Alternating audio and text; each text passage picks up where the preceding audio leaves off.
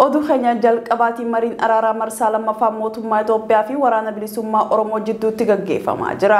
Mariin nagaa kun guyyoota muraasa dabareerraa kaasee gaggeeffamaa kan jiru yoo ta'u, ammattis hooggantoonni waraanaa qaamolee lachuu kan irratti argaman ta'uunis eeramee jira. Ahmad ka Itoophiyaa bulchaa jiru namoonni gariin Abiyyi beeytaniimi. Namni Abiyyi hin beeyne jirtanii as jala. Nama gugurdan na hordofa. Mee namni Abiyyi Ahmad hin beeyne harka baasaa lakkoofsa tokko baasaami. Mee namni Jalmarroo Dirribaa hin beeyne quba tokko akkana godhi. Jalmarroo Dirribaa namni hin beeyne. Namni Jalmarroo hin beeyne hin jira bar. Guuteera. Jalmarroo jechuun isa garanaan jiru kana ka areedaa kan argite. Isa areeda qabu kana.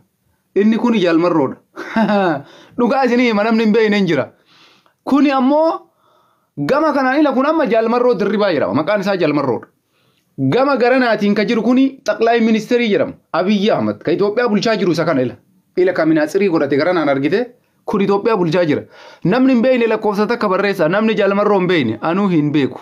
Si garte Hayaatiin hin beeytu amma. Kanaafuu Hayaat Jalmarroon isa keeppii kaate kana. Isa kana inni kun ammoo minaatsirii kaate Abiyyi Ahmad jedhama. Abiyyiin Ahmad kun ati kanatti Itoophiyaa isa bulchaa jira.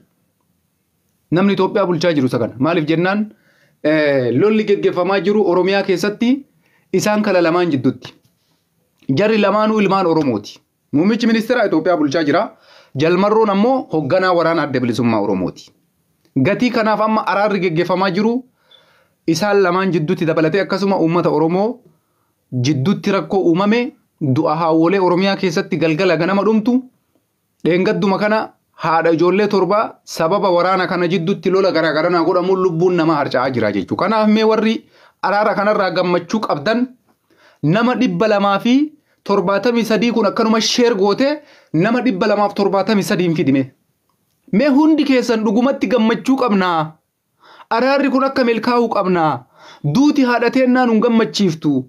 Duuti obboleewwan lamaanii nun gammachiisu namni jettan sheerii kooppiliinkii fi nama 300 fi wayiin kun 300 fidaanatti argisiisame.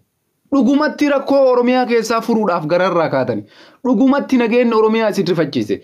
Dhugumatti Oromiyaan nagaa dhabuun isin gaddisiise yoo ta'e namni 200 wayii kuni biyaansi yoo diqqaate nagaya keetiif jecha yeroo 5 sheer kooppiliinkii godhi. Maaliif jennaan dhiyaana TikTokiitu isa kana jedhu. Sheeriif kooppiliinkii yoo goote TikTokiin akkasitti malee hin jiraatu. Maaliif haasaa kana isinitti naga namni seenuuf isin haasofsiisaa jirra jechuudha. Yeroo namni seene informeeshinii isin barbaachisu isinitti himna. Wanni isinitti himu amma dhufe Jalmarroon akkamitti Taanzaaniyaa dhaquu danda'e? Isinii gala? Jalmarroon akkamitti Taanzaaniyaa dhaquu danda'e? Eenyutu Taanzaaniyaa Jalmarroo geesse? Araarri hoo jalqabee jira dhugumatti. Kana qabannee gurra isin buusuu dhufnee jechuudha.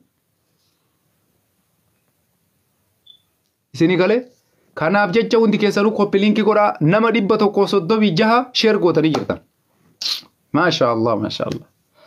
Rabbiin isinirraa jaalatu warra sheer gootaniif warra taaptaap gootaniif hundumti keessanuu ulfaadha. Amma odeeffannoo kiyyatti isinii deema.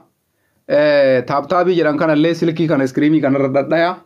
Isinitti himna odeeffannoo isinitti himna. Amma odeeffannoon kiyya jalqaba irratti namni baay'een irraa gammachuu qaba. Laala amma nama 100 wayiitu sheer godhee isin dhugumatti uummata nagayaati uummata nagaatti amanuudha. Gariin ammoo du'a bichaa gabaasuudhaaf warra qophaa'ee jira. Ebaluu du'ee eeyatis akkasii duute yookaan marroo abaara yookaan Abiyyi abaara. Warra akkasiittu baay'ataaf.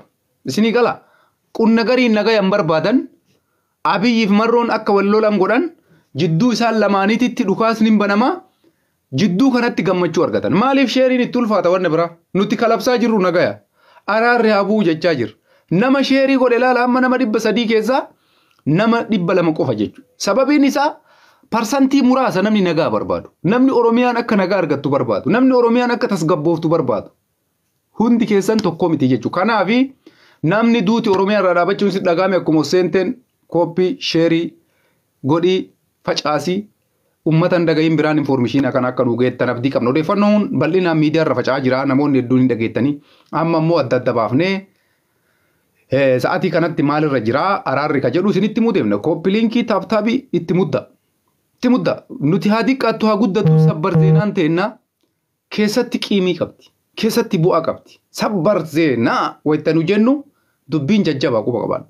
Breaking news yoo itti daballe san caalattuu jajjaba jechuudha. Diigalaa dubbiin sabbar zeenaa biratti breaking news jennaan bakka dubbiin cimaa jechuudha dubbiin walumaa galatti. Kanaafi baay'ee gaarii deemaa jirtanii 270 share godhee jira. Share godhaa nama 270 kuni nama 500 jala jirtan kun share godhaa nama 500 itti fida. Palau balne namni gariin nama nagayaaf onnee isaa irraa murteessee jira. Yaa salaam. Muhammad Beedo goonee jira taate katabe kakka jedha boosumatti tokko afaan bana kunin dhaadhata kun agrii jedhan gadhiisa. Yaa ilma namaa kana yaa ki koomantii makeessan kana yoo laalle dhimma nagayaa irratti illee qalladdan jechuudha. Isinitti hin dhagayamu haati hiyyeessaa boottu Oromiyaa keessa. Isinitti hin dhagayamu haadha hiyyeessaa Oromiyaa keessaa boottu. Sitti hin dhagayamu Oromiyaa keessaa kalee malee dheengadda qe'ee qotee bulaa 109 le'ee 175 sababa abaa'ootiin sababa lola kanaatiin qotee bulaan qe'etti hafee badhetti hafee lafarratti hafe kun sitti hin dhagayamu. Kanaaf akkamitti sheer godhuun si ulfaata. Akkamitti taptap godhuun si ulfaata. Akka harki kun sirraa caccabee bordalagachuu dadhabdutti tattap godhuu qabda bar. Sitti maan dhugaa siima osoo qalbii qabaatte osoo sammuun kun si dalage taptaabii gootee harki kun akkanatti dhukkubuu qaba. Jettee hafuura baafachuu qabda jechuudha. Osoo dhugumatti sitti dhagaan. Maaliif jennaan araarri kuni araara qallaalitti ilaaluun isinitti hin dhagaamina. Araarri kuni araara Oromiyaa jiraachisu ta'uu isinitti hubachuu qabdan. Araarri kuni araara Oromoon jiraatu ta'uu hubachuu qabda. Araarri kuni araara tokkummaa Oromoo hubachuu qabda. Araarri kuni araara bilisummaa Oromoo ta'uu hubachuu qabda jechuudha. Kanaaf sheeriin keessan hin jiru, taaptaabiin keessan hin jiru, koppiliinkiin keessan hin jiru. Nama 450 kuni yeroo 5 sheer koppiliinkii godhi nama mararratti. Profeesaratti sheer godhi, qeesitti sheer godhi, sheekatti sheer godhi, abbaa gadaatitti sheer godhi, qotee bultoota sheer godhi, baratatti sheer godhi, barsiisatti sheer godhi, artistoota irratti sheer godhi. Hundumarrattuu sheer godhi dhageeffattu profeesarri sagaleen keenya gurra jaraa keessaa qil gizee raftullee. Nuti akkasitti beekamna bar. Yeroo miidiyaa kanarratti as baanee haasofnu akka arboo shiriin sa'aa sagaleen keenya gurra kana keessaa guu si godhu sitti haasofna jechuudha. Handhuura kee keessa agarsiisee inni jechuudha. Kanaaf jecha araarri kuni milkaa'uudha qaba. Araarri kun milkaa'uu qaba warri jettan taaptaabii kana 30 galchaa nutti argisiisa. Araarri kun milkaa'uu qaba warri jettan sheerii 1,000,000 galchaa nutti argisiisa. Sheerii 1,000 taaptaabii 30. Sababiin isin gaafannuuf maaliif? Nuti ilmaan Oromoo jidduutti nagaya barbaadan akka nama dhuunfaa tokkootitti. Abiyyii fi marroo keessaa yoo nam tokko du'e Oromiyaatu miidhamee jechuudha. Abiyyii fi marroo keessaa yoo tokko du'e Oromiyaatu rakkatee jechuudha. Abiyyii fi marroo keessaa yoo tokko du'e goota Oromootu du'e jechuudha. Abiyyii fi marroo keessaa yoo tokko du'e jegna Oromootu du'e jechuudha. Sababiin isaa siin galusi. Sii gala akka sii galutti sitti hima.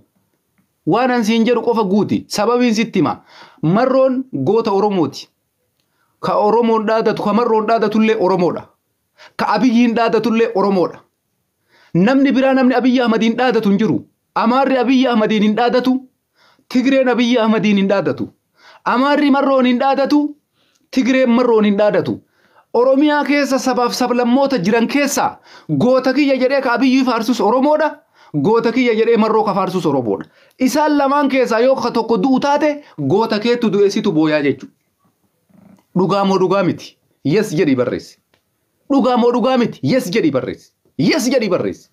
Jaalattee jibbite situ marroon goota kiyya jedhee faarsa, situ Abiyyiin goota kiyya jedhee faarsa.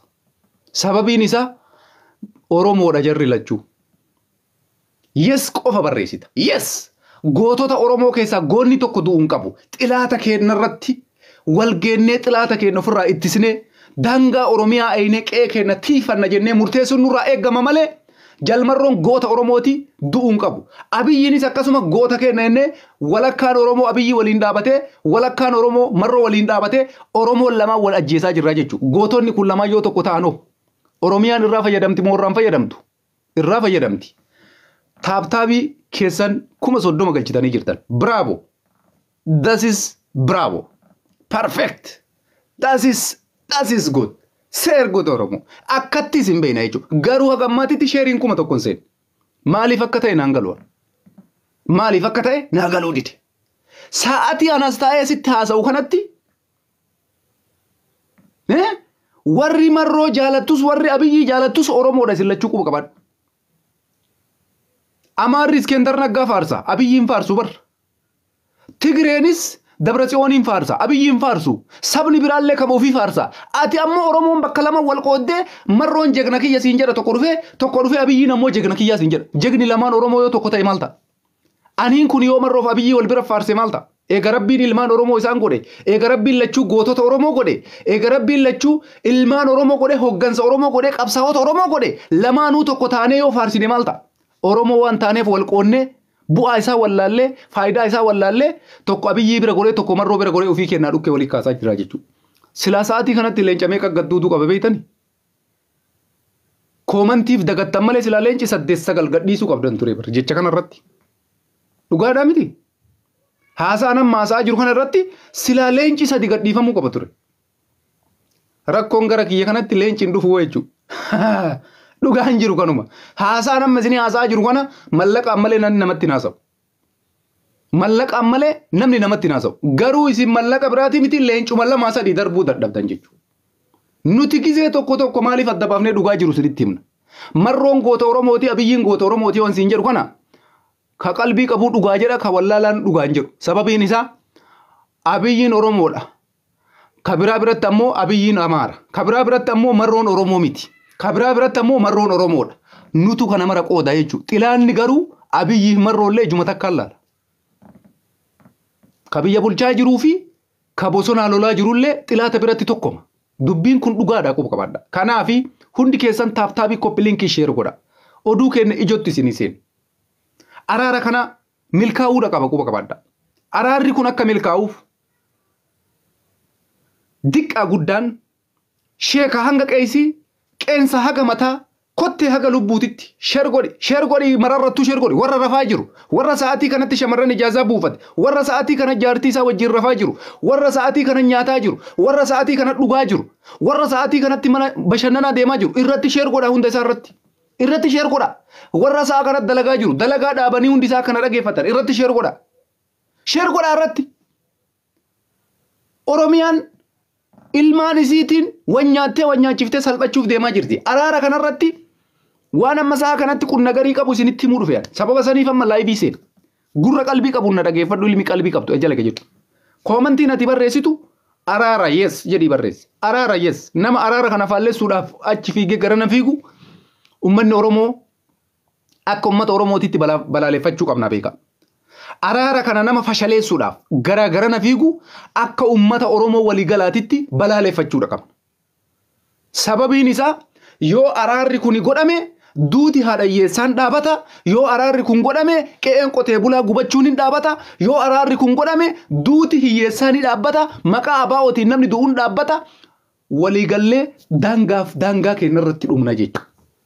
Yes qofa barreessi yes ofiillee yeroo tokko akka nama afaan Ingiliffaa beeku ta'a. Yes jecha jedhu qofa barreessa. Hundi keessanuu Ingiliffa barattaniirtan. Namni hin baratin na jala hin jiru. Dhugaa isinitti himan. Hundi keessan warri